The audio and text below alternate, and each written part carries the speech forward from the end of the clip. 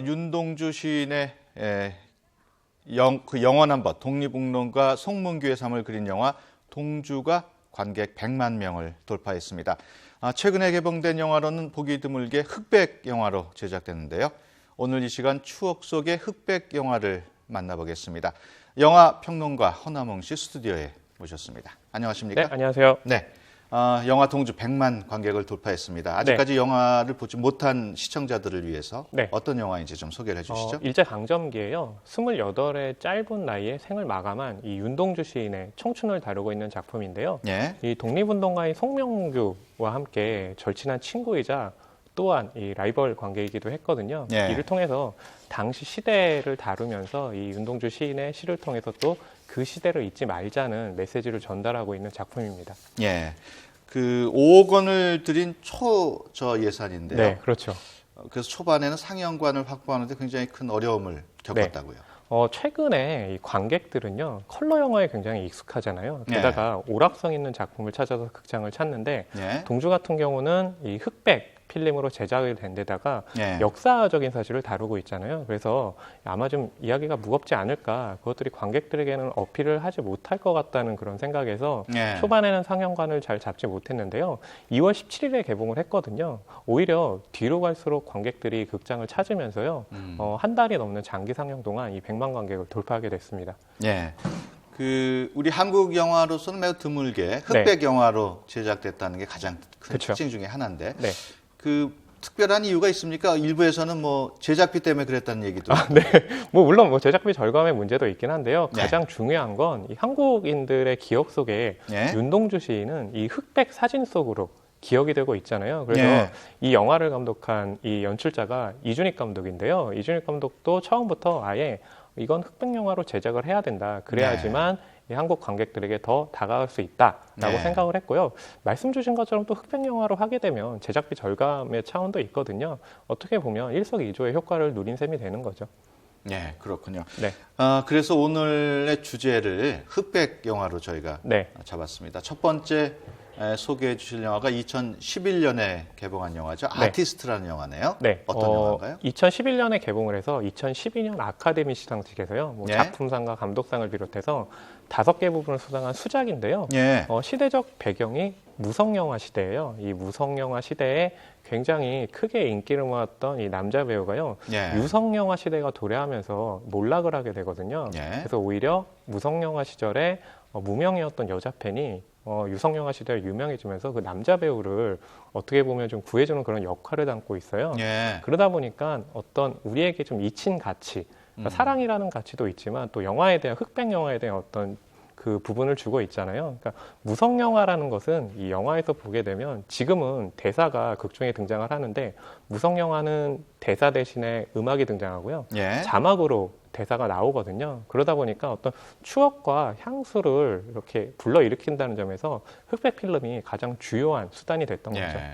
그 영화 아티스트 지금 아카데미상 수상한 말씀을 해주셨습니다만 또 그 베를린 천사의 시 이 영화는 또 카느 영화제에서 감독상을 받았어요. 맞습니다. 이 독일 출신이에요. 이 빔 벤더스 감독이 1987년에 발표한 작품인데요. 베를린으로 내려온 천사가 인간 세상을 관찰을 하다가 인간의 어떤 그런 좀 다양한 감정에 매료가 되면서 인간이 되는 이야기를 담고 있거든요. 그래서 이 영화 같은 경우는 이제 천사의 시점은 건조한 흑백으로 그리고 인간 세상은 칼라로 보여지고 있거든요. 이 인간 세상이 칼라인 이유는 너무나 다양한 인상, 군상이 있고 또 감정들이 굉장히 다채롭잖아요. 그래서 이 천사가 마지막엔 그 모습에 매료가 되어서 인간으로 바뀌는데요. 그래서 천사의 시점이 흑백이었다가 컬러로 바뀌는 그런 과정이 굉장히 흥미롭게 묘사가 됐거든요. 그래서 말씀하신 것처럼 칸 영화제에서 감독상을 수상하기도 했고요. 후에는 맥 라이언과 니콜라스 케이지가 등장하는 시티 오브 엔젤이라는 그런 작품으로 헐리우드에서 리메이크가 되기도 했습니다. 그렇군요. 그 최초의 필름 누아르 영화죠. 그 말타의 매. 좀 오래된 영화죠? 그렇죠. 이 험프리 보가트가요, 극중에 샘 스페이드라는 그런 탐정으로 등장을 해서 말타의 매라는 조각생을 찾기 위해서 벌어지는 내용을 다루고 있는데요. 우리가 이게 필름 누아르 할 때 누아르가요, 불어로 검은색이라는 의미예요. 그렇기 때문에 이 영화 같은 경우는 이제 검은색, 당시 미국의 시대상이 굉장히 혼란스러웠잖아요. 그래서 그런 어둠을 강조하기 위해서 흑백 필름을 사용하게 됐고요. 그래서 말타의 매 같은 경우는 이 필름 누아르 영화의 원형, 표시처럼 받아들여지고 있거든요. 특히나 이 험프리 보가트는 원래는 무명이었다가 이 말타의 매를 통해서 굉장히 유명해지면서요. 굉장히 좀 어떻게 보면 지금까지도 기억에 남는 그런 스타가 됐죠. 흑백 영화에 관해서 저희가 얘기를 나누고 있습니다만 대표적인 흑백 영화 하면 또 저희가 신들러 리스트 빼놓을 수 없죠. 스티븐 스필버그가 연출한 작품인데요. 나치 사업가인 쉰들러 오스카가요. 이 폴란드 유대인 1,100명을 구한 이야기를 다루고 있는데요. 어떻게 보면 이제 홀로코스트와 관련한 비극적인 참상을 알렸다는 점에서 굉장히 좀 높은 평가를 받는데요. 이 스티븐 스필버그가 그 자신이 유대인이기도 했어요. 그래서 어릴 적에 이 나치 만행 그리고 홀로코스트와 관련한 영상들을 굉장히 많이 봤다고 해요. 그런 좀 기록 필름이라든지 영상들이 흑백이었기 때문에 당연하게 이 쉰들러 리스트를 흑백으로 제작을 했다고 하고요. 이 영화가 굉장히 좀 평가가 좋으면서요. 독일에서는 이 최고 훈장인 십자훈장을 스티븐 스필버그가 받기도 했거든요. 그럴 정도로 굉장히 좀 영향을 많이 미친 그런 작품입니다.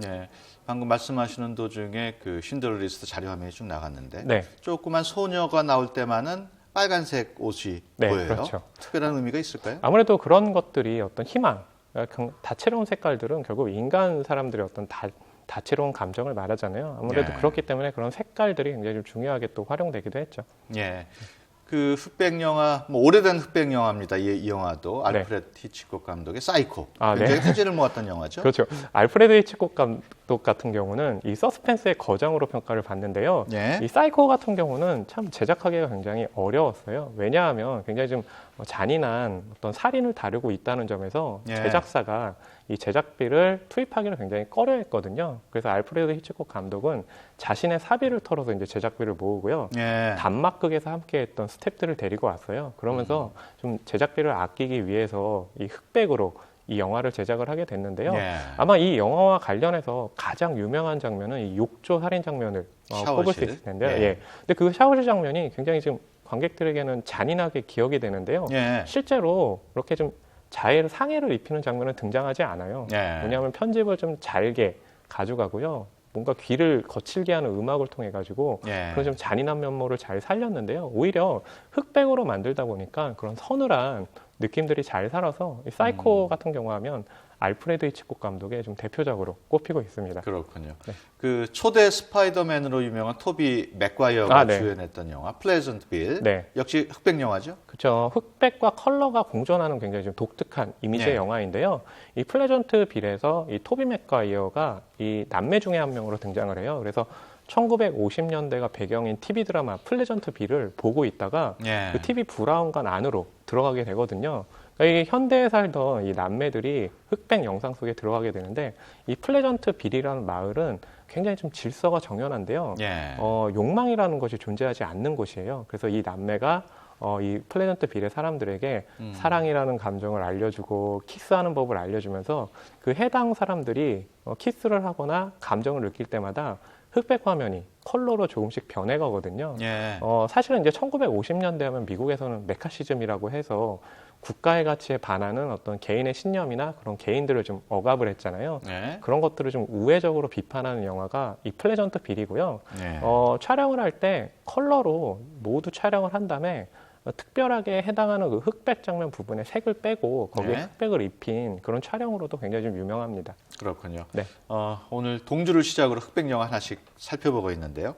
동주 말고 우리나라의 뭐 대표적인 흑백 영화 또 뭐가 있을까요? 홍상수 감독이 2000년에 연출한 5호 수정이라는 작품인데요. 뭐 줄거리를 짧게 설명해드리자면 극 중에 이제 유부남인 정보석 배우와 지금은 고인이 된 이제 이은주 배우가 케이블 TV 작가로 나와서 서로 사랑을 나누는데요. 그 사랑하는 어떤 과정을 남자의 시점과 여자의 시점으로 나눠서 보여주면서 어떤 차이가 있는지를 좀 확인시켜주는 작품인데요. 흑백으로 촬영한 이유는 사실 이제 칼라로 이 영화를 만들게 된 경우는 굉장히 색이 많잖아요. 그래서 관객의 시선이 좀 분산되는 그런 느낌이 있는데요. 흑백으로 촬영하게 되면 인물에 집중할 수 있는 그런 환경이 조성이 돼요. 왜냐하면 또 이제 사랑 영화 같은 경우는 디테일한 감정이 굉장히 중요하잖아요. 그래서 이제 흑백을 통해서 그런 극중 인물들의 감정에 집중하라는 의미에서 흑백을 사용하게 됐죠. 네. 일본 영화 중에서도 흑백 네. 영화가 있죠? 아마 그 대표적으로는 좀 구로자와 아키라 감독의 라쇼몽이라는 작품을 좀 추천을 해드리고 싶은데요. 라쇼몽은 이 무사 부부가 산길을 걷다가 도적에게 변을 당하는 그런 사건을 다루고 있는데요. 그 사건을 목격한 사람과 그리고 해당 그 사건의 당사자들이 그 똑같은 사건을 두고 기억을 굉장히 달리하는 거예요. 뭐냐면 이 사람들은 자신에게 유리하게 기억을 조작을 하잖아요. 그런 좀 메시지를 담고 있는 작품이 라쇼몽인데요. 그래서 내용이 좀 난해하고 메시지가 너무 어렵다고 해서 제작사에서는 이거 영화로 만들기 좀 힘들 것 같은데 그렇다면 좀 저예산으로 흑백으로 만들어 보자 라고 해서 이제 구로자 아키라 감독이 어렵게 이 영화를 만들었는데요. 오히려 이 영화가 베니스 영화제에서 황금 사자상을 받으면서요. 이 구로자 아키라 감독이 세계적인 감독으로 올라가는 그런 계기가 된 작품입니다. 네. 요즘과 같은 칼라 시대에 그 흑백 영화를 본다는 것이 자칫 뭐 지루할 수도 있고. 끝으로 어떻게 흑백 영화를 즐길 수 있는 방법 어떤 게 있을까요? 흑백 영화가 주는 가장 좋은 효과 중에 하나가 이 추억이라든지 좀 향수 어떤 그런 느낌이 있거든요. 그래서 영화라는 매체는 뭐 젊은 관객뿐 아니라 온 세대가 즐길 수 있는 작품이잖아요. 그래서 오히려 흑백 필름 같은 경우가 특정 세대가 아니라 모든 세대들이 좀 아우를 수 있다는 점에서 그런 점에 주목을 하면 훨씬 더 좀 재미있게 감상할 수 있을 것 같습니다. 알겠습니다. 네, 오늘은 영화평론가 허남웅 씨와 함께 흑백 영화에 대해서 알아봤습니다. 오늘 말씀 고맙습니다. 네, 고맙습니다.